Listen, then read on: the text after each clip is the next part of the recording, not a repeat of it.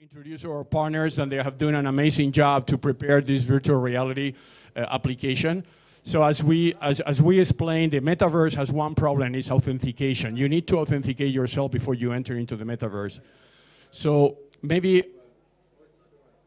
what they are doing now, they are synchronizing themselves, and they are both already virtually represented. And you have an ID icon there, which is the identification. This is the Wisekey identity before you enter into the metaverse. As in the metaverse, your avatar is going to do transactions, it's going to be going into parties, it's going to be shopping, it's going to be doing things that will require a relation to your physical self. Otherwise, your avatar will do things that you will not be able to control and outside your consent. So I'll let you interact with your peer. Thank you, Carlos. So yeah, I was wondering, because Pierre, you look familiar to me.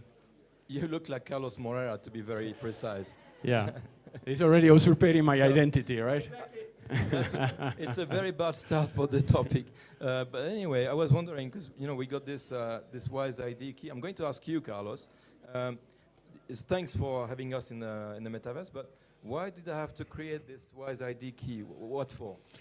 You can keep the microphone. The reason is because I don't want anybody else than you to be on the metaverse, right? I don't want you to be a person that I think is you, and then it's not you, and then I will do transactions, I will do deals with you, and I will get in trouble. Okay, so you mean without this key, it took me some time, by the way, to get it, because it's quite thorough. I like the process.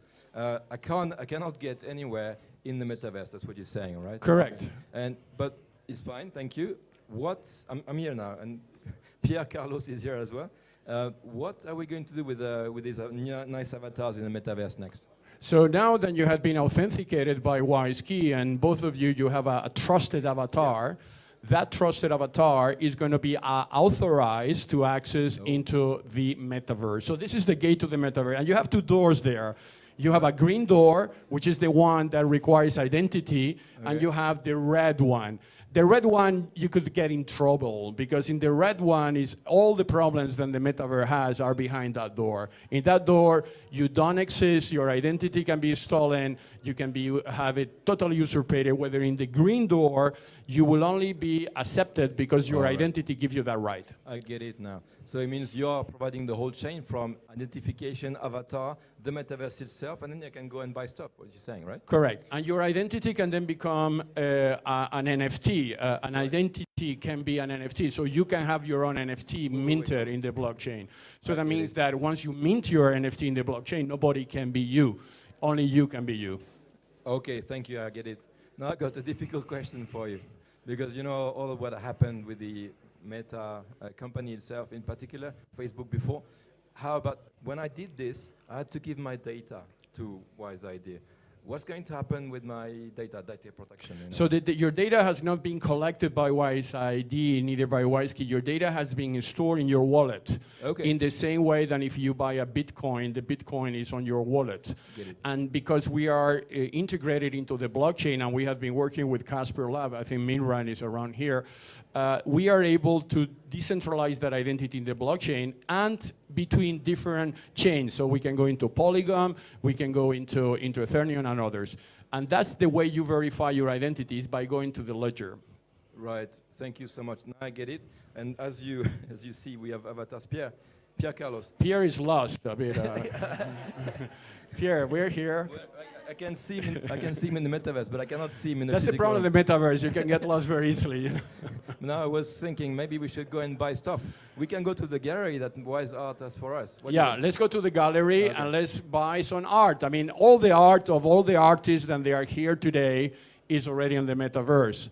So all the NFTs that has been loaded into wise.art are actually now accessible through the metaverse access. Oh my God, Carlos, Pierre, you're still there. Okay, fine. Yeah. I can see this bronze statue looks very good, actually. Yeah, actually, the bronze statue is a masterpiece done by Pedro Sandoval, which is here, an amazing artist. And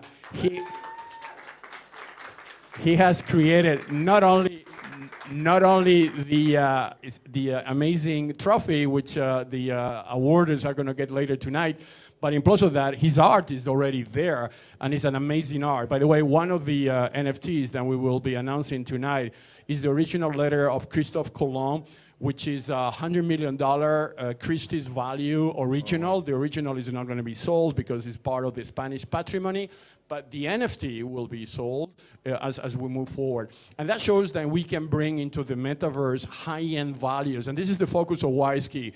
High-end jewelry, high-end watches, as we did last year, high-end real estate, high-end art, and high-end, basically, everything that can be NFT-able. So let's go inside. Okay, so we could have a look. I like very much the statue, so we're saying I cannot buy it. Let's go and buy something else then. I can see some Pedro Sandoval's work here.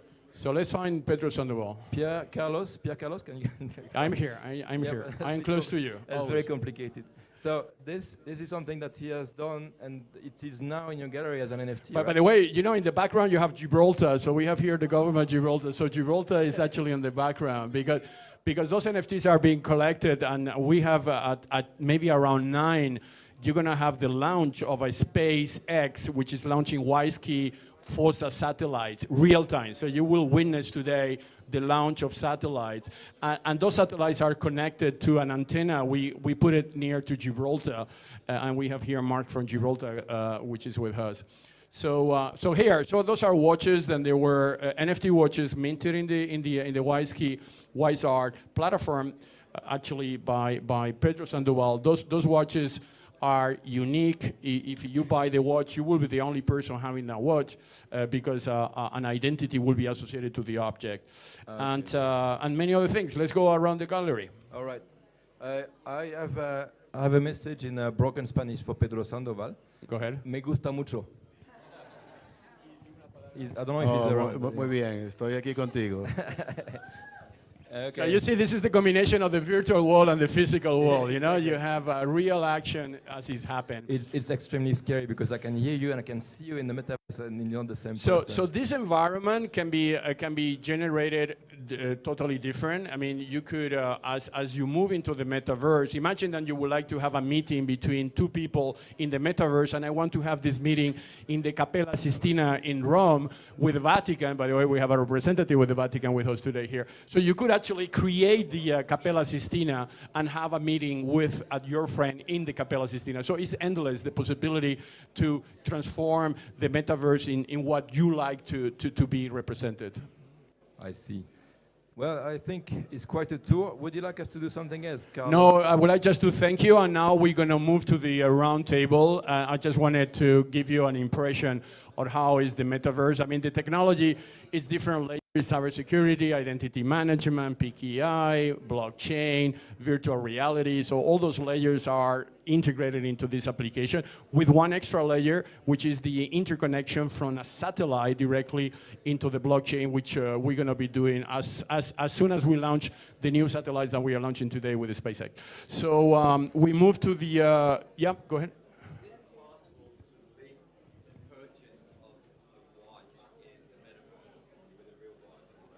Yeah, totally. I mean, that's how we started, actually, because Wisekey originally secured 1 million Swiss watches, high-end Swiss watches. But before, the only thing you could buy was the original.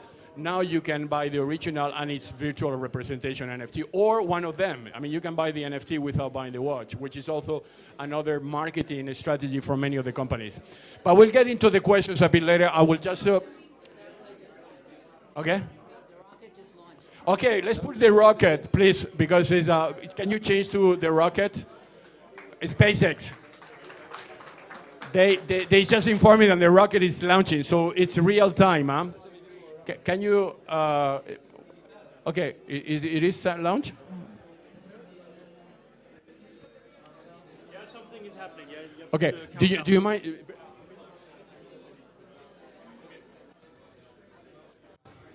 Okay, so this is another, we are moving to another dimension here. So this is Wisekey last year in cooperation with a Spanish startup with the name FOSA.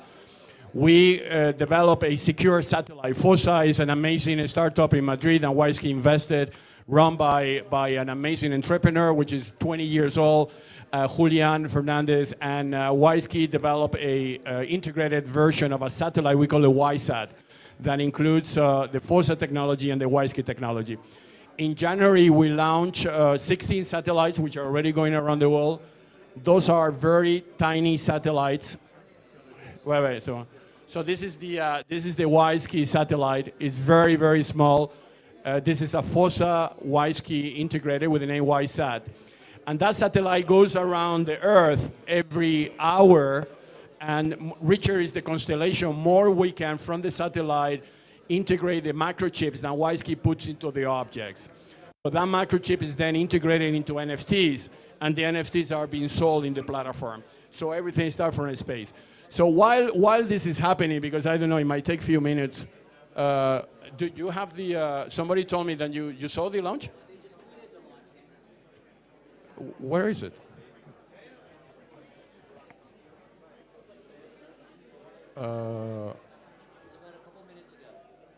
Okay, oh, here is it. So here is it.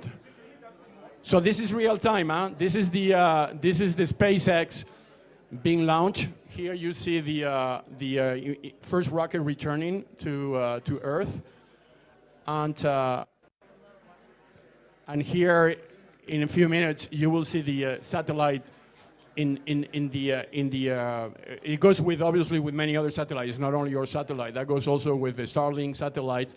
And this has been a breakthrough on SpaceX that for first time, companies like us, we could use them as a launcher. Otherwise, it will be so expensive, it will be impossible. A satellite like that will be around $50,000 to be launched, plus the cost of the satellite. So this is very much affordable for industries to use this technology as a way to connect from the desert, supervised pipelines, agricultural development, and endless possibility. IoT will be 2 trillion objects connected to the internet by the year 2025.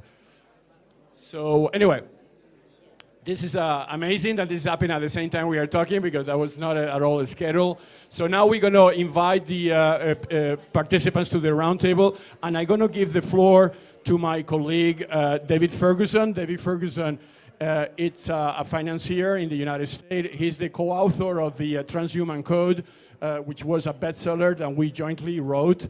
We have been working together for many years in Davos to create the awareness about putting human in the center of the gravity, and he's going to be piloting the roundtable. I'll give you the floor now. Thank you very much. Thank you, Carlos. Well, this is exciting. So I recognize some faces here this evening. It was actually in 2017 in this very room that the concept of the Transhuman Code was born. And that better? There we go. If it's too loud, you'll tell me. You know. But it could be argued, because we literally workshopped the concept of the Transhuman Code, which was built on which was built on Carlos's core premise, which is that I have a bad microphone, which was that the human is truly the greatest technology of all, and the most precious thing that we have to ensure as technology advances is that the human stays at the center of gravity in that relationship. That hasn't changed. A few other things have since we published that book. Surprisingly, perhaps, you may find, for those of you who have been active in Asia throughout your working careers, they took that book without a single edit, and they published it. It became a bestseller within 18 hours, and we continue to enjoy the dialogue that has generated, and conversations that have literally happened all over the world. And that really was our intention from the outset. It was intended to be a fire starter. We were afforded an opportunity largely because of Carlos's 20 years of pioneering here at Davos. It was Carlos who brought cybersecurity to the agenda here at the WEF. And we were able to leverage those relationships into dialogues with some of the people that you'll meet here this evening to help guide us and direct us on how we could define, in some part, guidance and direction, but even more importantly, questions that we needed to be asking. Because in the absence of a governor of technology, we're dependent upon technologists, the developers, the financiers, and equally all us as users to ensure that we do the right thing with it. So it could be argued that this was the first decentralized book developed at Davos, and I'm going to use that as a segue if I can. So what's changed in the last 2 years? Well, for those of you who were here in January of 2019, there were a lot of companies on the street that aren't here that aren't here today. Some of those in industries that we believed offered great potential, and we still strongly endorse that and support. Was it really? Did I lose a year? What happened? Was it really? It was 2020, wasn't it? So one of the other, I think, most exciting things that's occurred, for those of you, do we have any Second Life gamers in the room? Put up your hand if you... Not anymore. Fascinating, that's wonderful. I've met so many this week, leading CIOs of Fortune 500 technology companies were Second Life gamers. So Second Life, which many consider to be really the gateway into the metaverse, is 20 years old this year. Yet the most significant technological advancement that we've seen in our industry was cloud, and that's a decade old. So not only are we excited about the potential that the metaverse offers, we've learned an awful lot since the 20-year birth of Second Life, and certainly since the 10-year birth of cloud. And that is that trust remains more critical today and more important, and Wisekey stands behind their original foundation, which is to ensure that everyone can engage with, commercially, socially, within the internet, safely. And so as we prepare to take that bridge into the metaverse, we thought you might enjoy meeting some of the individuals who are truly pioneering that effort. You've had a chance to experience and tour the WiseArt Gallery. We're very, very excited about what's happening with WiseArt's NFT initiatives, and you'll learn more about that as we move to the next stage. What I'd like to do now is introduce you to 12 pioneers, and they'll each have 2 or 3 minutes to share with you some of the highlights of projects that you're working on. We're also very excited. We announced on the CNBC stage earlier today that we will be bringing forward a new initiative. The Code to the Metaverse will become a multimedia series with a significant global network that you will recognize when it's announced. And we're really, really excited to be able to continue the work that we started with the Transhuman Code, to not only introduce you to some of the challenges that lie in front of us, but also the opportunities for all of us. And so we look forward to sharing that, and we hope to be and plan to be back here in this room in January of 2023, right? Yeah, to talk about that. So without any further delay, Hossein, I'm going to have you come to this chair if you wouldn't mind. David, Monsignor, if you'll come and join us. Gunter, I think you're going to come up and join us also. Well, I'm sure we'll make some. Carlos, is there anybody else that we have? Pedro Sandoval. Pierre Maudet. Yes, we can bring Pedro up. That's no problem. Pierre Maudet. You want Pierre up? You had him on the list. Oh, there you are. You're here. Pedro, come and join us. Please, please. Yep, you're here. No, Pedro, you sit here. No. Okay. Yeah, it's too technical. I'm sure many of you have interacted in some way, shape, or form, or perhaps even supported the incubators and accelerators that have played such a critical role for the advancement of technology today. Our first guest to speak with you, Hossein Rahnama, is responsible for the creation of what continues to be rated the #1 incubator and accelerator in the world today. And that is DMZ at Ryerson University in Toronto. Hossein is also a professor at, I'm sorry? Yeah, this has been a challenge tonight, to get these guys to. I thought that was only the non-cybersecurity people, but I realized that they are more than that. Yeah, maybe our staff could you mind to just tell them to cool it? Otherwise, we're going to bring them to the metaverse. Or maybe we should all just go to the metaverse. So one of the things that I've truly come to appreciate about the opportunity to engage with Hossein is that Not only is he a professor, both at Ryerson and MIT, but he's also an entrepreneur and a guide and a tutor to so many individuals who are developing and looking to apply their technologies. Hossein manages one of the breakout stars in artificial intelligence for the financial services sector, working with companies literally all over the world and governments around the world. But he has a very dynamic new initiative to introduce you to today, and this is a first. I think the press release was going out sometime in a couple of hours. And take us to the open dome, Hossein. Thanks, David, and thanks everyone for coming. Looking forward to share some updates with you. As David mentioned, my interest has always been data science, AI, but also build tools that people who do not have academic background in AI and data science have access to tools so they can use it to build creative platforms and mediums that are predictive, context-aware, and intelligent. With my team at Flybits over the past 10 years, we have built experience authoring tools that people can use data, they can use machine learning models, they can use template-driven authoring platforms to really make digital channels of large enterprises more predictive and context-aware. But up until around a year ago, the experiences that we created were rendered on two-dimensional screens, especially mobile devices and web pages.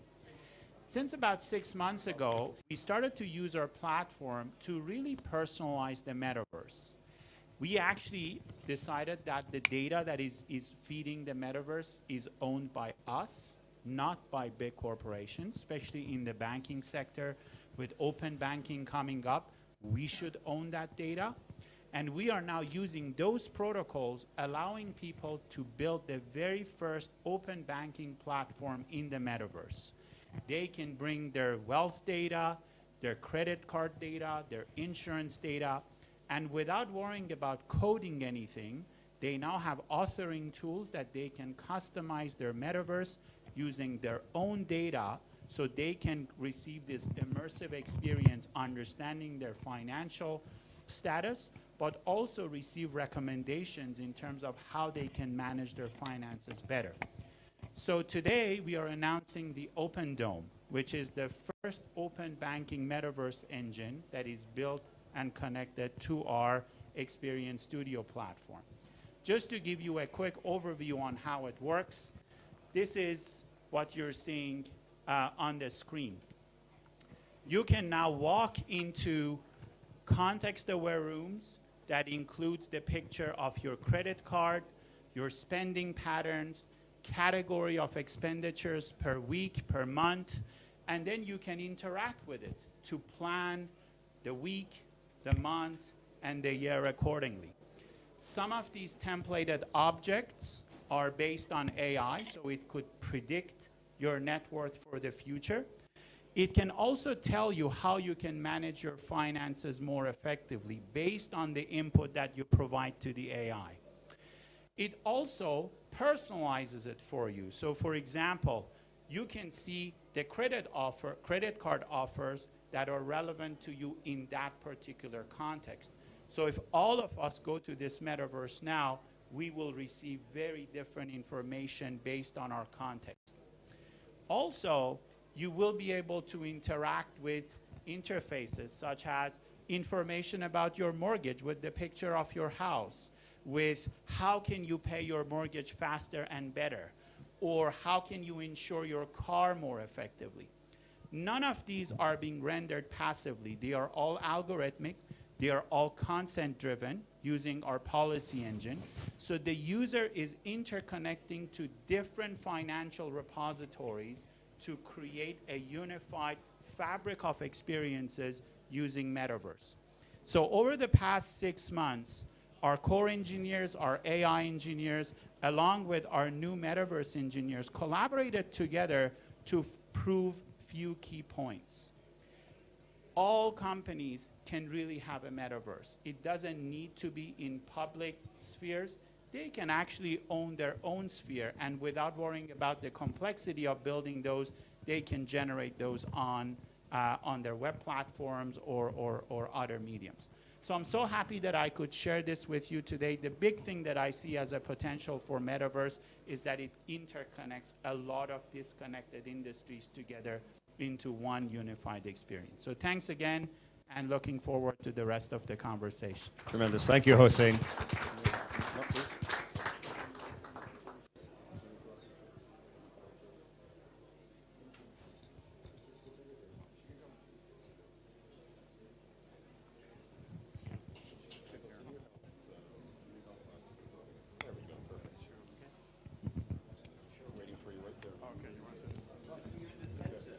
Thank you so much, Hossein. Thanks for giving us a sneak peek. More to come in January when you're back at the Dome, with the open Dome. Exactly, that too. Next, let me introduce you to David Shrier. Some of you may recognize David. He's been played a pivotal role in the development of the Transhuman Code. David is again both an entrepreneur and a professor. David has certainly been a pioneer in technology development through his work at MIT, Oxford, Cambridge, Sayed, Imperial College. Have I left any out? Yeah, probably. But David is also a very active entrepreneur. David is the co-founder and the CEO of Esme Learning. Some of you may be familiar with that. David has pioneered some of the most dynamic new initiatives in online learning for major educational institutions around the world, consulting 100 governments, 100 plus governments at any moment in time. And yes, not surprisingly, David is on the pointed end of the stick for the Metaverse. David, share some of the things that you're doing in the Metaverse. Great, thanks, David. You know, I've been really fascinated by this question of how we keep people relevant in the era of digital disruption, right? So I created the four most profitable online classes in history for MIT and Oxford that focused on technologies like blockchain and fintech, and how people who, you know, about 50% of the financial services industry at risk of losing their jobs, how those people can get upskilled and reskilled to continue to be relevant. And so that was exciting, and then we ended up starting a company out of a discussion here at Davos in 2019, not 2020, in the hallway actually in Hotel Europe, where one of the deans from Oxford said, you know, we need an innovation partner. We want you to create an innovation partner, and MIT quickly jumped in and raised their hand as well and said, yeah, we want one of those too. And so we started Esme Learning out of conversations to continue to innovate in how we keep people relevant, how we upskill and reskill. And so it probably comes as no surprise that, you know, maybe it was about 6 months ago, we get a phone call because people had started noticing what we were doing with Esme, where we're working now with MIT and Oxford and Cambridge and Imperial College. And they said, you know, we want you to help bring the top universities into the Metaverse. And so they, the company shall remain nameless because we haven't announced this yet, but a very large tech company commissioned us to create a Metaverse game out of curriculum from a top university. And so we've been piloting it this month with BU and Northeastern students. And then a very big four accountancy came to us and said, we want to be the first corporate customer to help people understand leadership skills in the digital era. And we think Metaverse is the best way to convey these soft skills, these EQ skills, because it's such a tactile and visceral medium. So that's what we're working on in the Metaverse. That's tremendous. Thank you so much. And I know we'll learn more about that when we're back here in January of 2023. Right. Roxy, I've had the great opportunity to get to know Roxy. One of her partners in Beijing has been a longtime friend and colleague and financial advisor to me. And not surprisingly at all, that Roxy and Andy have created the first Metaverse fund. It is a fund of funds, so it's investing alongside other funds literally all over the world. And while she may name a name or two tonight that they're investing in, probably not. No, that means probably not. But what I hope you will share this evening is your investment thesis, because I think that's important, certainly for all of us who believe that there's more than just the commercial value of the development of new technologies and their application. And I think it would also be helpful and valuable for you to share a new initiative that you've created. In addition to leading this Metaverse investment fund, Roxy is also a young global shaper. We perhaps have some others here in the room. She's one of 50 chosen for 2022. Tremendous, welcome. And No one there. and the only one from her home country of China. Roxy, it's a great pleasure to have you here. It's a great pleasure for me to join this event, and thank you, David, thank you, Carlos.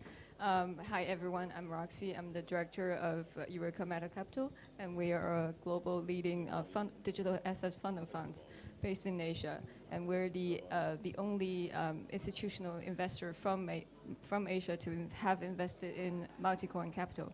And we are also the LP of IOSG, Standard, and Shima Capital, and so on. So the reason why we are heavily investing in Web3 and Metaverse is because we believe that the Web3 can be, the impact that Web3 is generating can be deeper and more profound than that of the internet has been creating, and because it is the upgrade of the foundation of relationships in the world. So especially Metaverse being the most prevailing technology in Web3 right now, and we believe that there can be foundational change of the relations between humans and the relations between human and AI.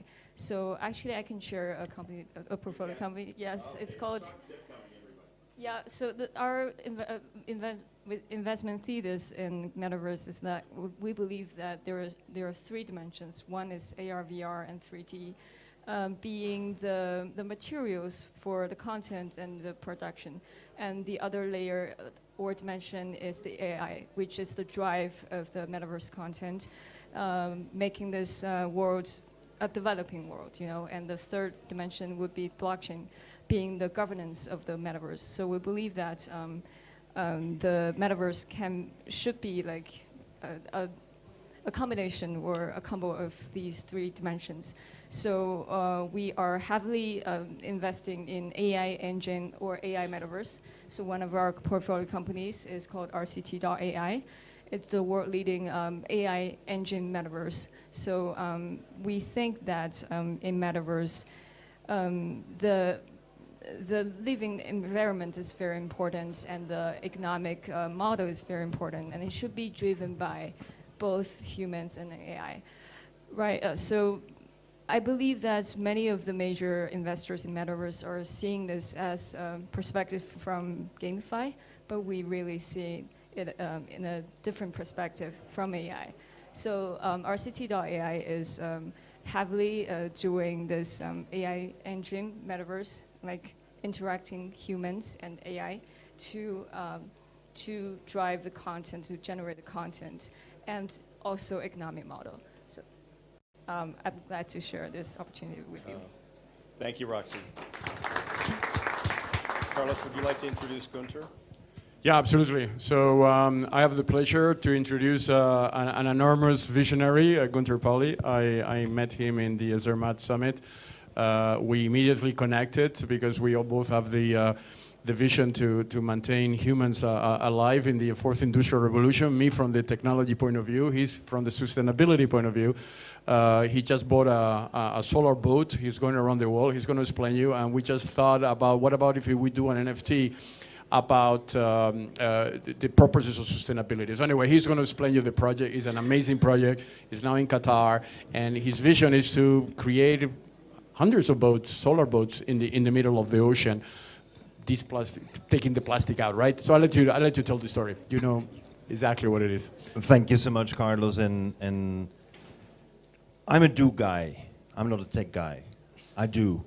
But I focus on doing things which everyone says cannot be done. You know, because if they tell me it can be done, please do. If you tell me it can't be done, I'll do. And I think this is very key. We have to have in this world where we want to transform reality now, we cannot accept people saying no. I do not accept a no for a no. That's the way I approach it. So I was actually the one who presented for the first time in history a book on broadband internet video on the 5th of April 1994, and there were only about 1,000 people who could watch broadband internet video on their T1 line in their office. And so when Bill Gates, 11 months later, said, I'm presenting for the first time a book On the internet, I said, I'm so sorry for you, but I did it 11 months ago. What is key is that, again, the technology is there, but we don't have enough people using it to the capacity of the technology. So here comes my first frustration. The internet has become dominated by these 10 players. I don't like it. So what do? Instead of doing data mining, my whole focus is on data farming. And my ship is a data farm. I'm collecting data no one is collecting. For example, if you ask how many microplastics are in the sea here, people will typically tell you, oh, between 180 and 190 at 300 micron size. I'm saying bullshit, because it's 9,000 at the 30 nano size. So I'm collecting the data. Where's the real problem with life and the sea? And the real problem with life in the sea is the nanoplastics. The nano that is full of bakelite. We're collecting bakelite. 30% of what we collect from 1,000, 2,000 meters deep is bakelite. Bakelite, you remember? I mean, it's been prohibited. We have PVC with mercury in there, and I'm not a member of Greenpeace. I'm not here to say, oh, and let's now all make a campaign. No. What's the business model that we can implement to change it around? But first, I need data. If I don't have data, I can't do the AI, I can't do anything. So to me, the boat is really a symbol of the incredible data collection that we can bring together by using the instrumentation that is available. For example, we work with the 3D internet versus, for example, in the United States or in Brooklyn, we work with the glass factory, the glass factory group that really can imagine a 150 million pixel screen. And a 150 million pixel screen will never work with 5G nor 6G. It's way too poor. So we're bringing in the Li-Fi technology where we can operate at 252 gigs per second, period. And it's available. Why do we have a debate about 5G when we should have a debate about 252 gigs per second? And going up to 2 and 3 terabyte in 4 or 5 years. Technically, perfectly possible, because we have fiber optic cables that allow us to do it, because they can go to 10 tera. How come we're using this small capacity for 5G to connect with a fiber that can do so much more? But we need to bring the data together. So our boats are collecting massive amounts of data. For example, you can't see it here, but the boat actually has a smart kite that captures wind at 200, 220 meters. Now, go and search for data about wind at 220, 250 meters. The industry is not interested, so they don't collect it. Let me collect all the data.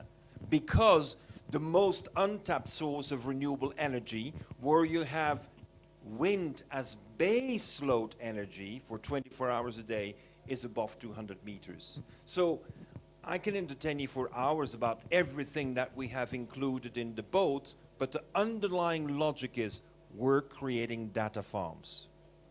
Lastly, one very important little detail is that we're measuring the pressure, the density of the water. You know, when you want to know if it's good weather tomorrow, then you check if it's high pressure or low pressure, right? Low pressure is rain. Now the same happens with the water, but the water is 783 times more dense. So as a result, our sensor will be able to give exact weather conditions for about 10 square kilometers around our boat. Exact.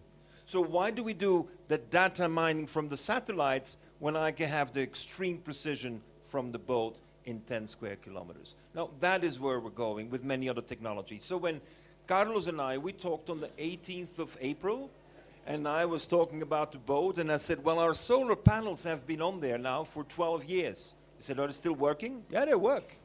But these are the panels that took the boat already 4 times around the world. I'm not interested in the ego tripping of being the first around the world. I'm interested in having hundreds of those boats. So we're financing the first 5 copies to create a fleet of these boats. We're turning that into boats that will actually become the fishing boats with a new technology that allows to fish with air bubbles instead of doing it with nets. But all of that was only thanks to our first initiative with the solar panels. So, you know, Carlos, he's a creative guy and very basic. He says, well, we'll do an NFT for your panels. These are the first ones that went around the world. So I said, of course we will do that. And guess what? 3 days later, it was announced on Earth Day. Because we had to be ready for Earth Day, right? I mean, why miss Earth Day 22? I mean, you don't want to do that. So what I have really in front of me is the opportunity to transform the maritime industry, but that's not the purpose in itself. The purpose is to create data farms. So we're able to harvest all the data that will allow us to make the decisions to change the world. Thank you.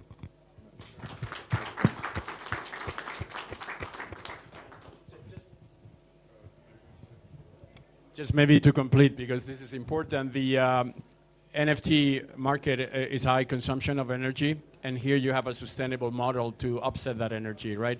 Because those solar panels are actually a way to illustrate to the industry how you can, in the sea, between the kite and the solar panel, be totally sustainable.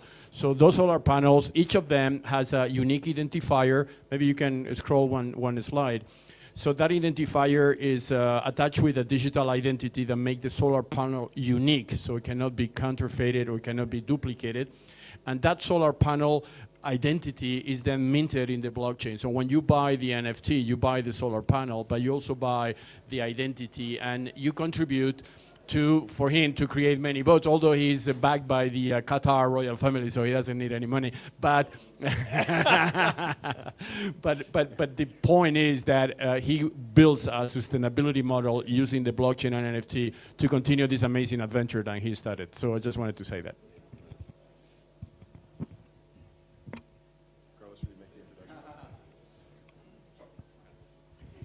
So I would like to now to introduce this afternoon we had here the pleasure to have the Microsoft chairman, Brad Smith, and Brad is being from many years positioned Geneva as one of the centers of peace, and also baked Geneva, the Geneva Convention, as one of the pillars of basically creating a trust model that could bring all the ecosystem of companies in line with what we discussed in TechAccord together. So I would like just to give the floor to the founder of that initiative and CDI.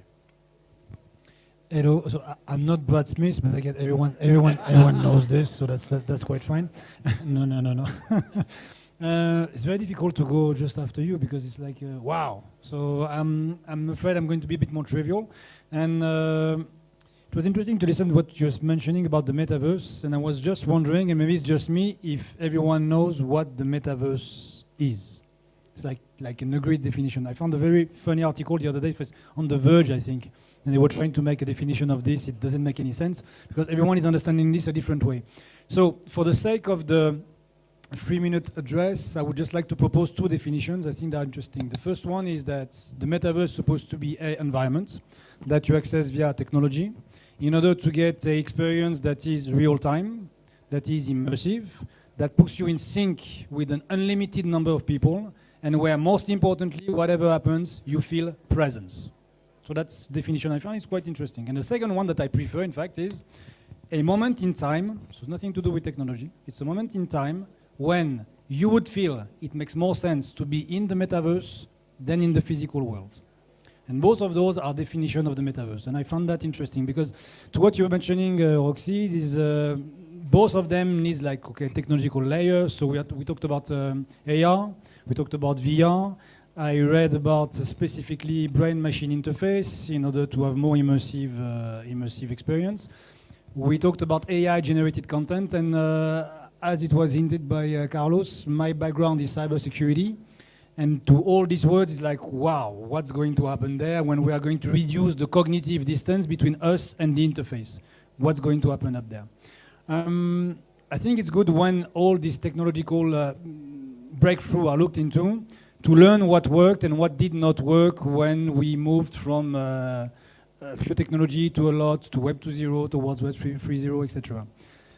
The first thing is about regulation, and I would be very curious to hear from everyone about, where do you feel regulation is about this, if it's even needed, if it's going to fit or not, and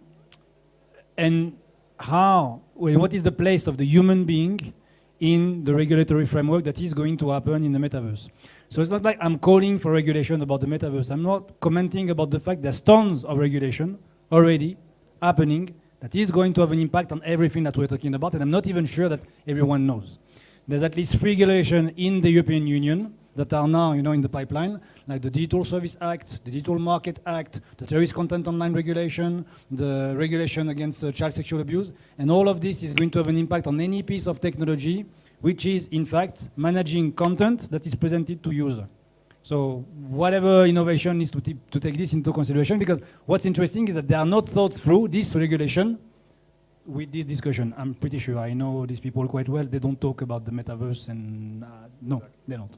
So interesting for this group also to have that in mind. And I would recommend to be proactive towards regulator to explain what you're doing. It's quite important. The second bit would be not to make the same mistake. It was mentioned by Alisa from Cloudflare earlier, and I like this very much. When the beginning of the internet, it was all about connectivity, going together, innovation, etc.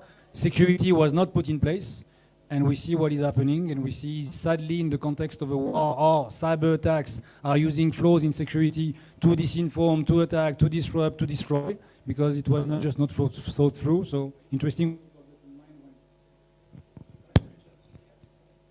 Cyber attack? Cyber attack or battery? So having that in mind when it comes to projects that are metaverse-centric. And just to say that I'm super excited with everything that you do, because I'm a gamer, so I guess you all work a lot with video game companies that gave me the closest experience with the metaverse. It was in Resident Evil 7. I was sitting on a table, and there was this crazy family that wanted to eat me for dinner, and I can tell you I slept very, very bad. So yeah, immersion and sensitive feeling of presence. So thank you. Thank you, Stéphane. That's a very great, and I fully agree, regulation and be as much as we want compatible with international standard. And Geneva is a great city for that, because it's a city where you have WHO, ITU, WIPO, all the international organizations, and they are standard organizations. And that's the endeavor to make Geneva one of the trust centers in the world for the fourth industrial revolution. So, Stéphane, thank you very much. So I will continue introducing now a very special guest, which I am honored, by the way, to be with us here in Davos, which is Monsignor Lucio. He's basically the Vice Minister of Communication of the Vatican, we can call you that. So he runs the Vatican communication. He's also a scientist by education and heart. And yesterday with David, and we had an amazing, the day before yesterday, at CNBC, where we discussed where is the role of the human on the metaverse, and how we as a humans can be protected. And we have here a representative of the Vatican to give you some ideas. So I give the floor to you. Thank you. You have it, okay. Well, thank you very much. Well, the role of the church in the story is not to create or develop the technology, but the role in the culture is to promote and to accompany the culture all times. The proof is, we can see that in the Sixtine Chapel, no? Or the big masterpiece in the culture, in the art. And in this way, we are working for understand the role of the church into the culture, in this culture that is the metaverse, in the artificial intelligence, in order to understand the place of the human being in the middle of the development of the technology. We think that it is really important to understand that the role of the technology is to look at the identity of the human being in the middle of all the things. We look at for the ethic and anthropology, and we are looking for signed contracts and statement with the biggest company as, for example, Microsoft or IBM, in order to understand the role of the ethics in the artificial intelligence. We are looking for the place. That is our goal of the human being, because the person must not be a product of the development of the technology, but must be the goal, and the goal is the happiness. Absolutely. Thank you very much, Father.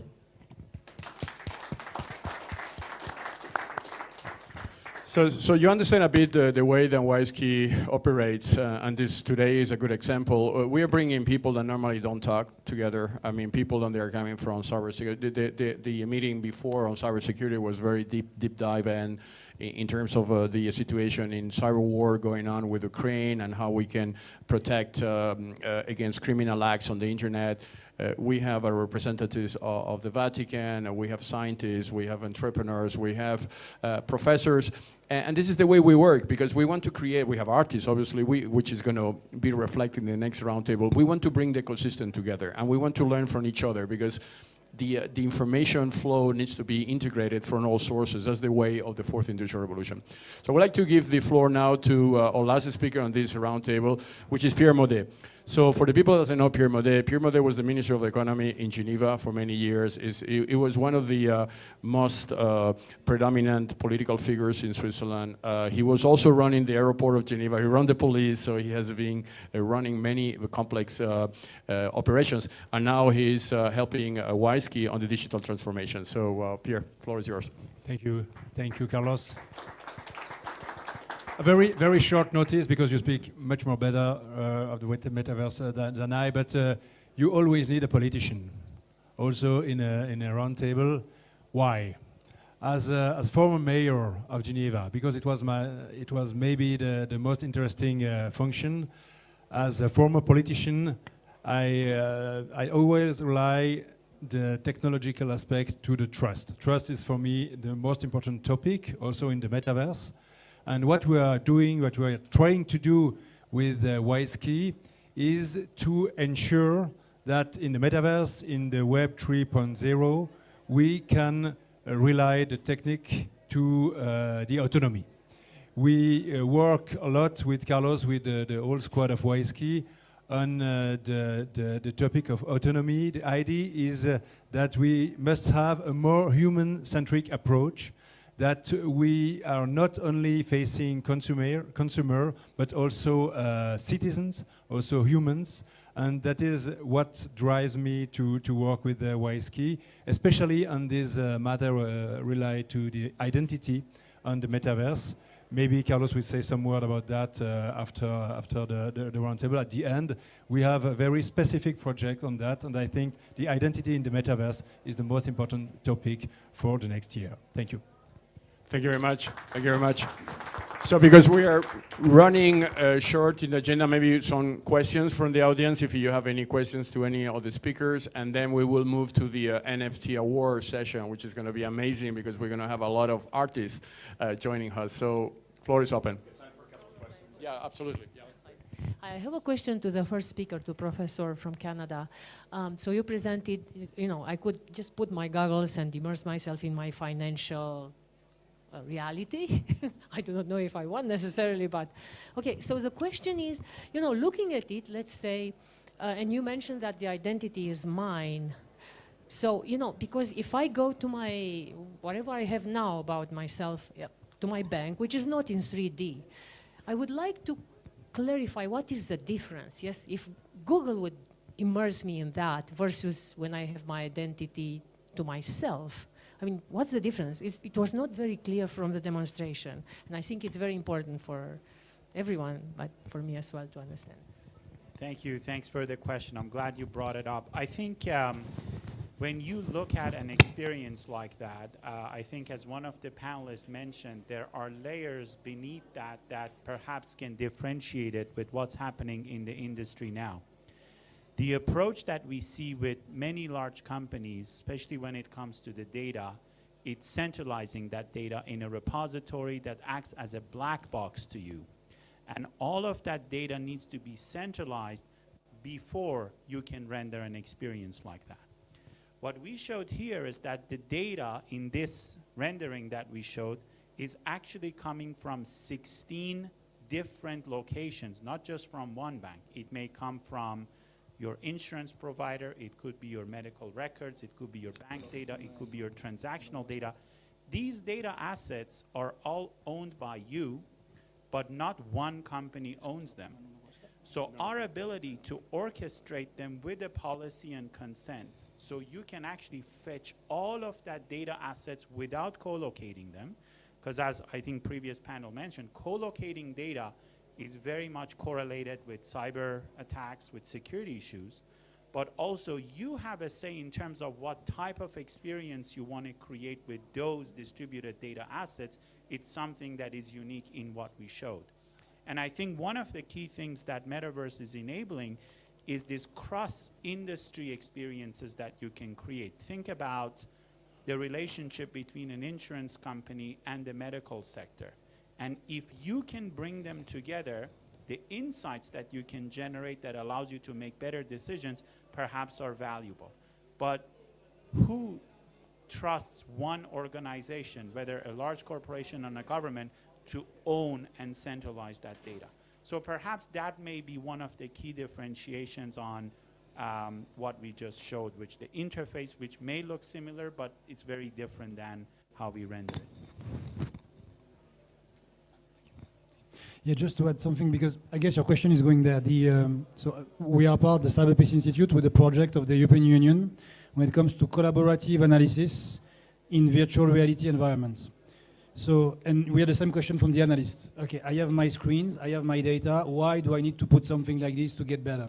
Because in fact, the decision making and how you relate to the moment is very different.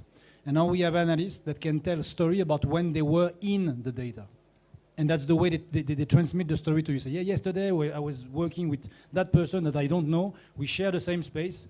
It was around me, and I was within my data, and I could connect this bit with that bit about that crime that I'm investigating.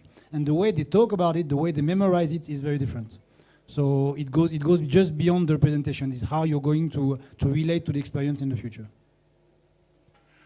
Thank you very much. Maybe we will be moving to the next roundtable as with time is pressing. I just would like to inform that there are on the YouTube broadcast, we are adding also a presentation from Mr. Éric Salobir, which is the president of the Executive Committee of the Human Technology Foundation. He couldn't travel to Davos, but he has contributed his with a video recorded. And we also have Mihar Sukla, Chief Executive Officer, co-founder of Automation Anywhere. So this information is collected in the broadcasting link. So we'd like to, if you can give a hand to this amazing panel, and thank you very much all for your participation.